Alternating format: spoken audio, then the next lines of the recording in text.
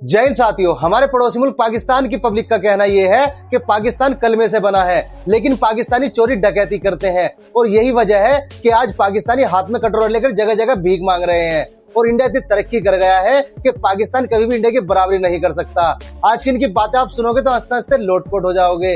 Video आखिर तक जरूर देखिएगा, पूरा मजा आने वाला है। और यदि चैनल में पहली बार आए तो चैनल को सब्सक्राइब करना ना भूले। तो चलिए शुरू करते हैं आज की ये वीडियो।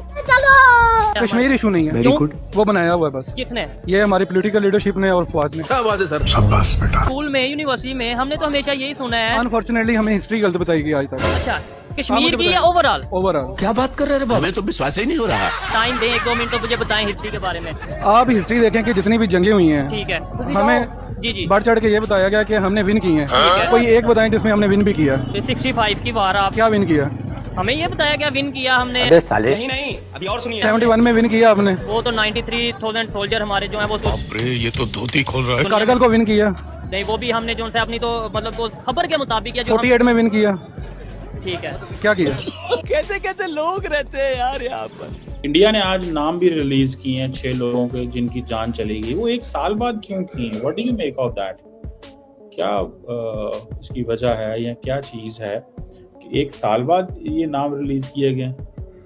आई डोंट नो भाई, मुझे समझ में नहीं आ रहा। एक साल लगे उनको गिनने के लिए कि 36 रफाले हैं, तो क्या लाइक 36 हफ्ते से ज्यादा लगे उनको जाके गिनने के लिए।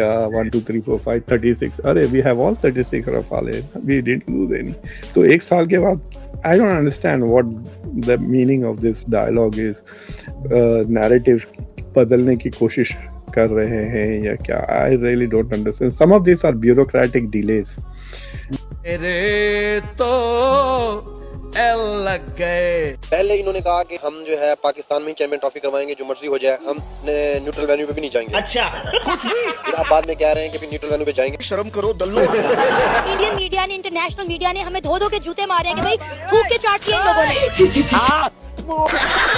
पहले हम अपनी औकात तो बना लें कि हम इस टाइम पूरी वर्ल्ड के सामने खड़े कहाँ हैं। दुबई ने हमारे लिए वीजे बंद कर दिए हैं, ठीक है, हमारे पासपोर्ट की वैल्यू 0 हो गई। पहले हम अपनी औकात तो डेवलप कर लेना। बात तो सही है, क्या औकात क्या थी? पूरे पाकिस्तान का बेड़ा गर्क कर दिया, खुदा का नाम मने, बस कर दें। इन्होंने पहले ही औकात बेच दी। उन्होंने कहा कि ये बेऔकाते लोग हैं। बोले तकलीफ हुआ बेचारे। वो बात है कि ना, बिकने वाली, अपनी औकात को बेचने वाली। इन्होंने नहीं कहा कि हम आपको $20 मिलियन देंगे। इन्होंने कहा कि हमें इतने पैसे दे दें। 150 रुपए जेब खाली है। कल को पाकिस्तान के खिलाफ भी इन मुल्कों को इस्तेमाल किया जा सकता है। वो कैसे इस्तेमाल किया जा सकता है? Let me explain. देखें, ये सारे के सारे जो मुल्क हैं, इंडिया ने क्या कहता है? इंडिया कहता है जी हमें डिप्लोमेटिक पॉलिटिकल सपोर्ट चाहिए अगेंस्ट पाकिस्तान। यही चाहता है ना इंडिया कि जी पाकिस्तान दहशतगर्दी कराता है। तो इन तमाम मुल्कों को इंडियंस इस्तेमाल करेंगे। They will use all of them, ठीक है, अगेंस्ट पाकिस्तान। कहीं ना कहीं पे कोई एक किसी से छोटी सी भी कमिटमेंट ले लो, जैसे फॉर एग्जांपल अगर आपको हो सो एवरी कंट्री जहां पे इंडिया की प्रेजेंस है, या वो चाइना के लिए या वो पाकिस्तान के लिए ठीक कहा है, पाकिस्तान की जो पास जो आज़ाद कश्मीर है, उसके पास लोगों के पास फ्रीडम भी है और सब कुछ है। लेकिन इंडिया के जो जम्मू कश्मीर, इंडिया के अंदर जो कश्मीर है, यहाँ पे न लोगों के पास फ्रीडम है और ना ही लोग यहाँ। और यहाँ पे हर बंदा खुशहाल है और अच्छी जिंदगी गुजार रहा है। यहाँ पे डेवलपमेंट हो रही है, यहाँ पे कारोबार है और यहाँ पे अल्लाह के फजल करम से, अल्लाह का खास करम है। सिर्फ अरे तू जा रही। अब सुबह कितने बजे उठ जाते हैं और कितने बजे तक काम करते हैं? मैं सुबह अल्लाह ताला तौफीक अता फरमाए फजर की नमाज अदा करके, तो अगर तो मैं रात को लेट सोया हूँ, ठीक है, तो नमाज अदा करके फिर मैं 1-1.5 घंटा सो जाता हूँ। साले में चप्पल मारूंगा। एडिडास की है 4000 रुपया की। अगर रात को जल्दी अगर सो गया हूँ, तो फिर मैं फजर की नमाज के बाद। रुको जरा, सब्र करो, बोला धक्का बुक्की नहीं करने का। फिर मैं नहीं सोता, फिर मैं कुछ ना कुरान करीम की तिलावत करने के बाद फिर मैं चाय का कप पीता हूँ, स्विमिंग पे चले जाता हूँ, क्योंकि उसके बगैर मेरा एक दिन भी गुजारा नहीं। अच्छा, ये जोर जोर से बोल के लोगों को स्कीमें बता दे। ये भाई आए हैं इंडिया से। अच्छा, हिंदू भाई हैं हमारे। हाँ। चलो ठीक है।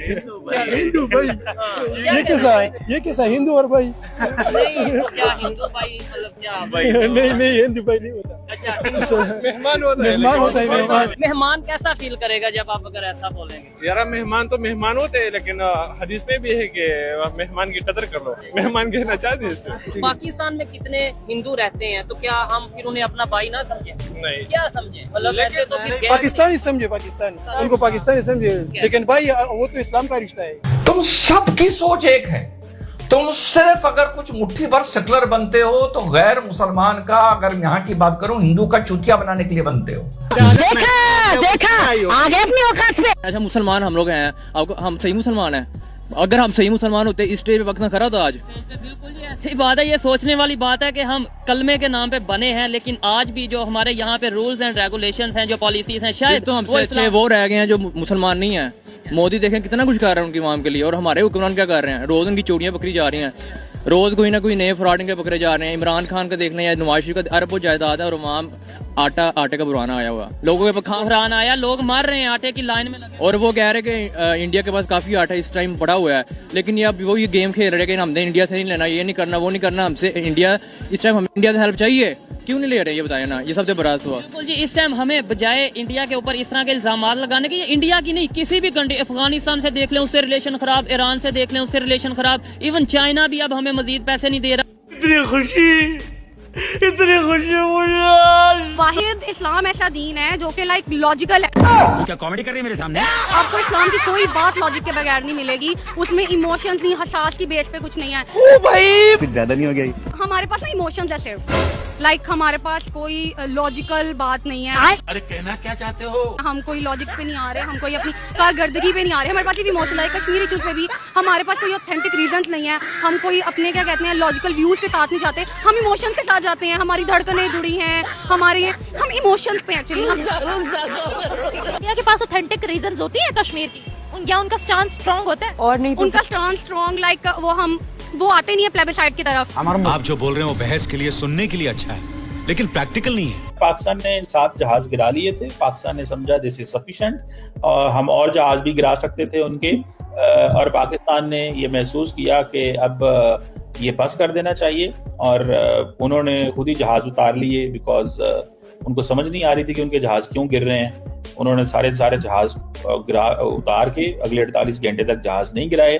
फिर अमेरिका का फोन आया पाकिस्तान को भी और इंडिया को भी, और पाकिस्तान एग्रेसर नहीं है, इंडिया एग्रेसर था। हमने अपना दिफा में जवाब दिया था, और वो लोग जो ये चाहते थे अंदर खाते से, जो हमारे यहाँ ही बैठे हुए हैं कि नहीं हमारा जो है ना, हम हारते या हमारे जहाज गिरते या हमारे बंदे मरते, तो उनको थोड़ी मुश्किल हो गई है। तो चलो कोई बात नहीं, खैर है, दिल बड़ा रखें, मैं तो उनको यही कहूंगा। हाँ बिल्कुल, नहीं सर आप बिल्कुल ठीक कह रहे हैं। हो गया। अच्छा अब ये बताइए ऑपरेशन का नाम क्या था?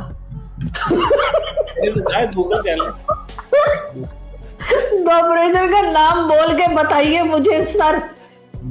ये तो हाल है सर, जो जंग हम जीत गए, जो जिसमें हमने भारत को हमारे बकौल हमने शिकस्त दे दी, उसका नाम सर डॉक्टर कमर चीमा, गोल्ड मेडलिस्ट ले नहीं पा रहे सर, क्या फायदा फिर ऐसे। खैर कोई बात नहीं, होता है सर, बड़े बड़े देशों में ऐसी छोटी छोटी बातें होती रहती है। बोलती रहे आप, जो मर्जी बोलती रहे। राहुल गांधी का काम नहीं है मोदी को हराना। बड़ा फेस है, सही बात। ये कहने की बात है, वो आदमी तो अमित शाह वगैरह कांपते हैं उसके सामने, ठीक है, उसकी अपनी पार्टी कांपती है, और मोदी के रिप्लेसमेंट भी अभी नहीं है, बिल्कुल नहीं है। और भाई उस बंदे ने अपनी पार्टी को 3 कंसेक्टिव इलेक्शन जितवा दिए हैं, बहुत बड़ी बात। और हर स्टेट में इलेक्शन के लिए नरेंद्र मोदी का फेस इस्तेमाल करते हैं। एग्जैक्टली। तो फिर बंदा तो काम का है। मैं तो वही आपको पहले बता रहा था ना कि इसने इंडिया को 0 से हीरो कर दिया है।